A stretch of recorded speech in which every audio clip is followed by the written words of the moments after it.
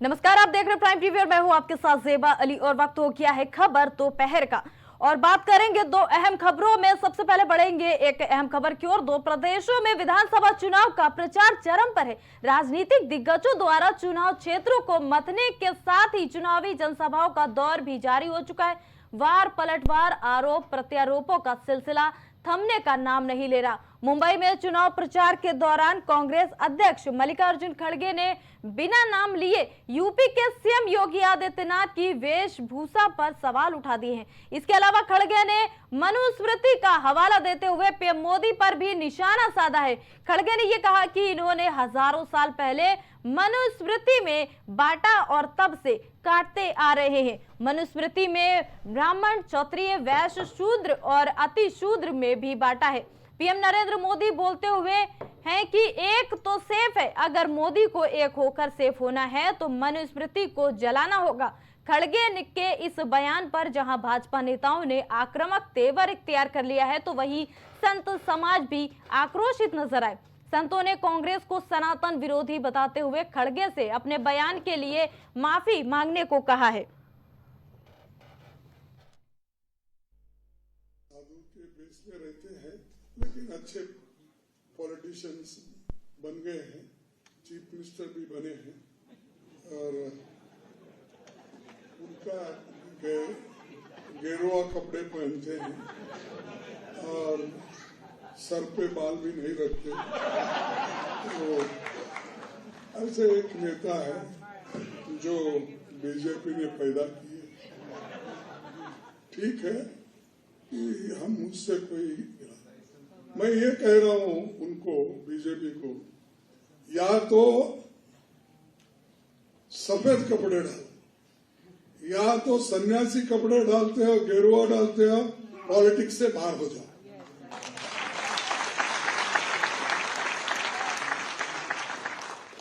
भाई उसकी पवित्रता क्या रही?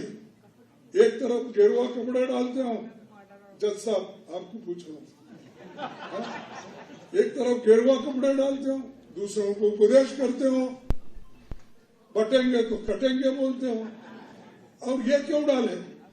अरे आपका काम तो सबको जोड़ना, सबसे प्रेम से बात करना, सबको एक रखना। वो सब छोड़ के इन्होंने भारत जोड़ने के लिए, जैसा कि राहुल गांधी ने कन्याकुमारी से कश्मीर तक पैदल चला,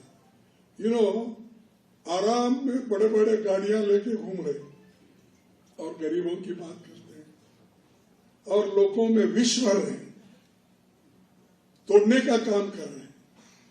तो इसलिए इनसे होशियार रहना ये जरूरी है। और ये अगर उनको, अगर मैं अपील करता हूं आपसे कि ऐसे लोगों को अगर घर में नहीं बिठाएंगे तो आपको नेक्स्ट मनु जैसी जो भावना है, मनुस्मृति के आ जाएगी, संविधान के जगह मनुस्मृति आ जाएगी और ये उसके महंत बन के बैठेंगे। साधु के बेस में रहते हैं, लेकिन अच्छे। झारखंड में कांग्रेस के राष्ट्रीय अध्यक्ष जी ने जिस ढंग से साधु महात्माओं के खिलाफ, सनातन संस्कृति के खिलाफ बयानबाजी की है, मैं उसकी घोर निंदा करता हूं। कांग्रेस पार्टी का पुराना इतिहास रहा है कि सनातन संस्कृति को चोट पहुंचाने वालों के खिलाफ, जिस ढंग से मैं कह सकता हूं मुगल आक्रांताओं ने भारत की सनातन व्यवस्था को छिन्न भिन्न करने का असफल प्रयास किया था, फिर भी सनातन धर्म, सनातन संस्कृति आज पूरी दुनिया को दिशा दिखाने का काम कर रही है। कांग्रेस पार्टी को इसके लिए माफी मांगनी चाहिए और इस प्रकार की बयानबाजी को देश की जनता कभी स्वीकार नहीं करेगी। उन्होंने सीएम योगी पे टारगेट करते हुए कहा कि अगर वो सन्यासी हैं तो सफेद कपड़े, देखिए सनातन धर्म में साधु सन्यासी क्या पहनेंगे, इसको कांग्रेस पार्टी कैसे परिभाषित कर सकती है, जो भ्रष्टाचार के आकंठ दलदल में डूबी है, तुष्टीकरण की राजनीति में डूबी हुई है और सनातन धर्म पर जब जब हमले हुए हैं कांग्रेस पार्टी ने हमेशा ऐसे लोगों को प्रमोट करने का काम किया है। इतना आपको भगवे से तकलीफ है? कांग्रेसियों, अगर तुमको इतने ही भगवे से तकलीफ है तो तुम राजनीतिक पार्टी खत्म करके और तुम सिर्फ उसका नाम कांग्रेस से बदलकर मुल्ला पार्टी रख लो और सिर्फ मुसलमान की ही चिंता और चिंतन करो। सनातन के पास, सनातन संस्कृति के मानने वाले के पास और हिंदू के पास कभी वोट मांगने के लिए नहीं जाना। अगर हिंदुओं के पास वोट मांगने जाते हो तो चुल्लू भर पानी में डूब के मर जाओ। और रही पूज्य योगी आदित्यनाथ जी महाराज का, वो दिन दूर नहीं है जब वो देश के प्रधानमंत्री होंगे और तुम्हारा सूफड़ा साफ हो जाएगा। कांग्रेस पार्टी के लोगों का इतिहास रहा है झूठ बोलना और लोगों को बांटकर सत्ता हासिल करना, कांग्रेस की परंपरा रही है। हम मल्लिकार्जुन खड़गे जी के बयान की निंदा करते हैं और वो जो 70 साल तक शासन किया हो, पिछड़ों को धोखा दिया, दलितों को धोखा दिया, मुसलमानों को धोखा दिया और आज मुद्दों से हट करके बात कर रहे हैं। ये जब सत्ता में थे तो इन्होंने शिक्षा का ध्यान नहीं दिया, स्वच्छता पर ध्यान नहीं दिया कि देश में स्वच्छता कैसे हो, इलाज के लिए लोगों को, गरीबों को इलाज की व्यवस्था कैसे हो, किसानों को खाद बीज कैसे सुलभ हो, इस पे ध्यान नहीं दिया और बिना वजह की बयानबाजी करके चर्चा में बने रहने के लिए इस तरह के बयान दे रहे हैं। इस तरह का कटाक्ष मल्लिकार्जुन खड़गे जी एक बड़े संत और जो मुख्यमंत्री हैं योगी आदित्यनाथ जी, उन पर कटाक्ष कर रहे हैं। किस तरह की भाषा बोल रहे हैं? इतने वरिष्ठ नेता होकर एक युवा मुख्यमंत्री के लिए जिस तरह की भाषा उन्होंने बोली है, उनको मालूम होना चाहिए कि कांग्रेसी की तरह वो नहीं है जो सफेद कपड़ा पहन के सारे काले काम करते हैं और जब भी सरकार बनती है तो घोटाले करते हैं कांग्रेस। जी, आपको बता दें कि मनुस्मृति में ब्राह्मण, क्षत्रिय, वैश्य, शूद्र और अति शूद्र में बांटा है। पीएम नरेंद्र मोदी बोलते हैं कि एक बार तो सेफ है। आपने इस खबर में देखा कि उन्होंने आगे कहा है कि मोदी को एक होकर सेफ होना है तो मनुस्मृति को जलाना होगा। खड़गे के इस बयान पर जहां भाजपा नेताओं ने आक्रामक तेवर अख्तियार कर लिया है तो वहीं संत समाज भी आक्रोशित नजर आया है और अपने बयान के लिए माफी मांगने को खड़गे से कहा गया है। और बढ़ेंगे इसी के साथ ही अगली खबर की ओर। उत्तर प्रदेश की 9 सीटों पर होने वाले उपचुनाव में मुख्यमंत्री योगी आदित्यनाथ के बटेंगे तो कटेंगे नारे के बाद अब बहुजन समाज पार्टी ने नया नारा दिया है, जिसमें यह कहा गया है कि बीएसपी से जुड़ेंगे तो आगे बढ़ेंगे और सुरक्षित भी रहेंगे। लखनऊ में बसपा दफ्तर के आगे इसका बड़ा पोस्टर लगाया गया, जिसके जरिए बीजेपी और समाजवादी पार्टी दोनों को जवाब देने की कोशिश की गई है।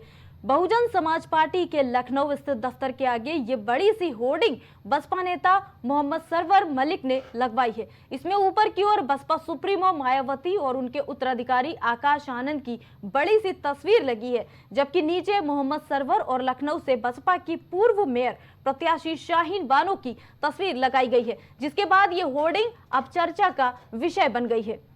और खबर पर अधिक जानकारी के साथ संवाददाता राजेश हमारे साथ जुड़ चुके हैं। राजेश, बसपा दफ्तर के बाहर ये जो होर्डिंग नई लगा दी गई है, क्या कुछ कहना चाहती है इसके जरिए बसपा? बिल्कुल जेबा, जिस तरीके से उत्तर प्रदेश में उपचुनाव हो रहा है 9 सीटों पर और लगातार बीजेपी और समाजवादी पार्टी की तरफ से पोस्टर वार लगातार चल रहा है, तो कहीं न कहीं देखा जाए अब उसी पोस्टर वार में मायावती, बसपा सुप्रीमो मायावती भी उतर चुकी हैं, क्योंकि मायावती के आवास पर, ऑफिस पर ही आज कल जो है होर्डिंग लगाई गई, जिसमें लिखा गया है कि बसपा से जुड़ेंगे तो जीतेंगे और सुरक्षित रहेंगे। इस तरह के स्लोगन के साथ जो होर्डिंग बसपा के कार्यालय पर लगाई गई है, तो कहीं न कहीं एक बहुत बड़ा संदेश देने का काम की है। और साथ ही साथ जिस तरीके से समाजवादी पार्टी और बीजेपी के बीच में होर्डिंग वार या बैनर वार, पोस्टर वार चल रहा था, उसी बीच में, उसी घमासान युद्ध में अब बसपा सुप्रीमो मायावती भी उतर चुकी हैं। और जाहिर सी बात है कि अब ये पोस्टर वार कितना फायदा पहुंचाता है इन 9 विधानसभा की उपचुनाव की सीटों पर, अभी तो आने वाला वक्त ही बताएगा। राजेश, देखिए राजेश, इस होर्डिंग की अगर हम बात करें तो इस होर्डिंग पे लिखा है कि बीएसपी से जुड़ेंगे तो आगे बढ़ेंगे। मतलब ये साफ तौर पे मायावती की ओर से ये संदेश है जनता के लिए कि वो अपनी पार्टी से लोगों को जोड़ना चाहती है। पहले जैसी जो पहचान है मायावती की, जो खो गई है शायद इस वक्त, तो उसको वापस लाना चाहती है। क्या कहेंगे इस पर? बिल्कुल, मायावती की अगर बात करें तो जिस तरीके से मायावती का जो कोर वोटर था, बीएसपी का जो कोर वोटर था, जो अभी तक बीएसपी से दूर हो गया था, तो अब उसी कोर वोटर को मायावती खुद लाना चाहती हैं, एक बार फिर से अपने पाले में लाना चाहती हैं। और उसकी सबसे बड़ी वजह है आकाश आनंद को जो उन्होंने अपना उत्तराधिकारी बनाया और उत्तराधिकारी बनाकर उनको राजनीति में आगे किया है। तो जाहिर सी बात है, इससे साफ साफ दिखता है कि मायावती जो है आकाश आनंद को आगे करके अपने कोर वोटर को फिर से अपने पाले में लाने की पूरी कोशिश कर रही है। जी राजेश, बहुत बहुत धन्यवाद इस खबर पर जुड़ने के लिए।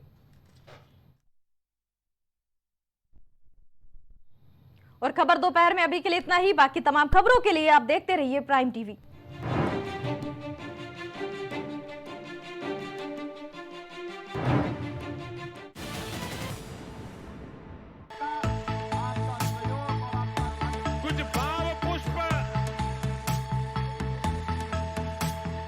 आप देख रहे हैं प्राइम टीवी, सच साहस सरोकार।